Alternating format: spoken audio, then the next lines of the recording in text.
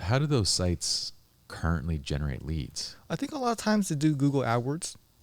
So someone search insurance leads and they have forms and they pay for it and then they have people fill it out and they send it to multiple agents. But mine will be, through social media. So if I get someone fill out a form, that's something that agents will want. Interesting. I'm just wondering, when it comes to like purchasing insurance, I'm trying to think, in what context do people just fill out a form versus... The Google is so much easier because there's intent. Someone's searching insurance quotes. Yeah. They're looking for insurance at that point. Whether they bought a new car, or they're buying a new house, or their previous company pissed them off. There's just multiple reasons, but they're searching.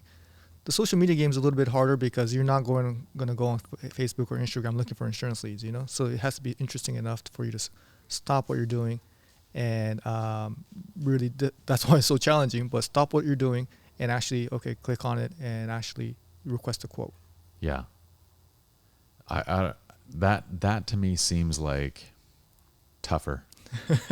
I mean, because the level of competition, if you're going to generate insurance quotes or try and create leads, I mean, now you're competing directly with Geico and every company that's trying to generate leads, are you not? The funny thing is, they're still on TV.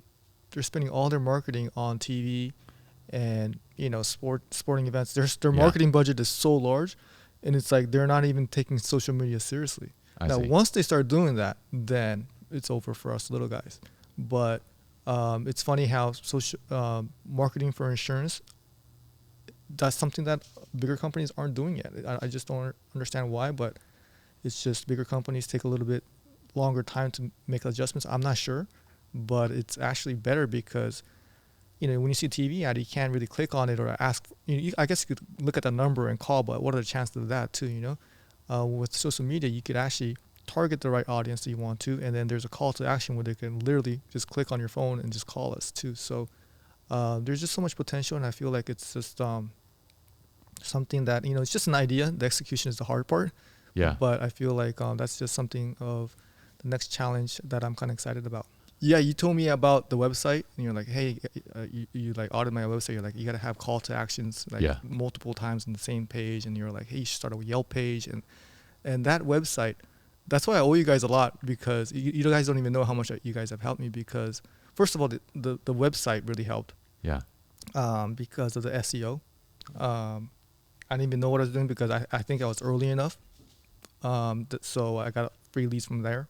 And then the Yelp also, for a while, the Yelp was doing really well too. So those were a couple things that you don't even remember that conversation. It actually carried me for like the next 2-3 years, how much it helped me. And then the website, I'll tell you a funny story how that changed my business forever, is because I had a Hispanic, Spanish-speaking employee. Yeah. And we just put a page up that was about how we could speak, Spanish and help you out. And for some reason, I guess back then, there wasn't any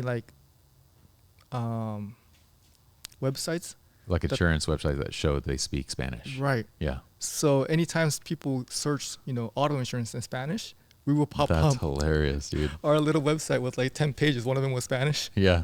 So it was almost, and then now 80% of our business is all Spanish speakers. That's crazy. So it's almost like Google chose our business. Yeah. Like they determine our fate. Like they said like, okay, you guys do Spanish. Okay, there's a need for that. And that's kind of how it all started. So, we, with everything that we do, we kind of design out like a client persona, right? And the persona is kind of the typical person that might buy this thing. And you map out like what they would do or how they would get to your product. And the way that I would get to insurance typically would be, one, if I have an agent, I'm just going to which now I have an agent, right? So I have an agent, Tyson, that does most of I should be using you. Tyson is another friend of ours. I'm not mad. But I'll literally just write him and say, can you please get me insurance for this? Because I don't even want to think anything about it. Right. And then he does everything. I already got your card. I already got everything. Is this good? Done. That to me is the number one way for me. Mm-hmm. Number two would be going on and saying, car insurance. And then I'm going to look for basically the first reputable website that I've heard of. Right. And I have some sort of recognition. I'm going to put in a quote. There's some websites now that I know compare quotes between companies and things like that. So I might try that. But if you were, and then I'm going to go directly to basically buying it and just as fast as I can get in and out, done. There was one company, I think it's the General, who allows you to do everything online and just be done with it. And I was like, that's kind of brilliant. Like, I don't want to talk to anybody. Like, just get me through. But I know that that's just me. And that's not other people who, I know a lot of people want to speak to somebody directly and they want to be walked through the process. So there's this market of people that are technical savvy. They probably are the ones that are going to the General. I know what I want. I know what I need. I'm already informed on this subject. Dial it in. I don't have to talk to anybody. Then there's people that are less informed. And the way that you would market to each of them is completely different. Yeah. I think one of the good things about insurance, though, is that it's everybody needs it. For sure. You know, so it isn't a specific group that you have to worry about too much. There is going to be a group of people that, you know, fit what you can offer, you know, because literally every person you talk to is a prospect, you know, which is very different from a lot of businesses. So that's one of the advantages. I feel like the volume game is great. And yeah, there's so many different type of buyers, and understanding their needs and wants and what your target market is definitely, you know, something that we have to consider. But social media is such a big player because everybody's on their phones all the time. You know, so, and everybody needs insurance. So as far as what excites me about the business is that everybody has a car and everybody needs insurance and everybody wants to save money. So sometimes the targeting could be more broad, and we grab people that need that service. Well, let me give you an example of this, because this is what I'm curious about. Is you mentioned earlier that your company, you have a lot of Spanish speakers, and Google is serving you for Spanish speakers and insurance, right? What I'm saying is, if you know exactly who your target, like, I understand that everybody needs insurance, but if you went exactly after one specific market and you just captured that market entirely, wouldn't that provide a dramatically different result? Like, if you were known for, you know, you were the #1 Latino service provider in California. Is that actually what you are right now? That's what we do. We go to Facebook. So all our ads are in Spanish. Okay. And we tell Facebook, you know, the age doesn't really matter. There's a lot of different things that don't matter, but we do definitely say, hey, Spanish. Yeah. The click of a button, it only shows it to Spanish speakers. So that is the beauty of, you know, finding a niche. But that niche is still pretty big.